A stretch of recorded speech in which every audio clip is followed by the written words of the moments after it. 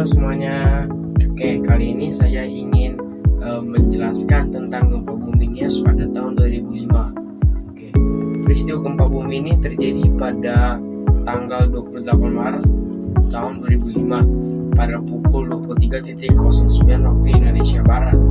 Pusat gempa bumi ini berada di 30 meter di bawah permukaan Samudra Hindia, 200 km sebelah barat Sibolgia, Sumatera Utara, sekitar setengah jarak antara Pulau Nias dan Simaule. Gempa bumi di Nias ini kekuatannya sangat tinggi, yaitu sebesar 8,6 magnitudo, sehingga gempa bumi ini tercatat yang kedua di Indonesia sebagai gempa bumi yang terkuat. Gempa bumi ini memakan sangat banyak korban, yaitu sebanyak 1.314 orang, termasuk 1.000 orang tewas yang di Pulau Nias, 100 tewas di Pulau Simaule, 200 tewas di Kepulauan Banyak, 3 tewas, 40 luka-luka di kawasan Meolabo. Dan pasti gempa bumi ini ada dampak positif dan negatifnya juga dong.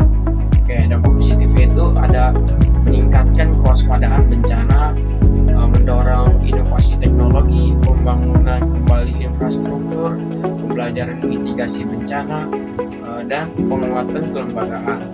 Dan dampak negatifnya itu adanya korban dan luka-luka, gangguan layanan dasar, trauma psikologis, pengungsian dan kehilangan tempat tinggal, dampak pada pariwisata dan masalah sosial. Sebagai pemerintah pusat, pasti ada yang dilakukan untuk bencana gempa bumi ini. Salah satu itu dengan menanggapinya dengan melakukan evaluasi dan darurat, dan juga ada bantuan seperti air bersih, makanan dan minuman dan yang lain, memberikan pelayanan kesehatan bagi korban bencana alam, dan pembentukan badan rehabilitasi dan rekonstruksi. Kita sebagai siswa dapat melakukannya untuk mencegah supaya gempa bumi ini tidak mencelakai orang-orang. Itu kita dengan melakukan itu dengan tenang saat ada bencana gempa bumi, dan juga kita harus belajar tanda-tanda gempa bumi dan juga yang lain-lain. Oke, terima kasih sudah melihat channel saya.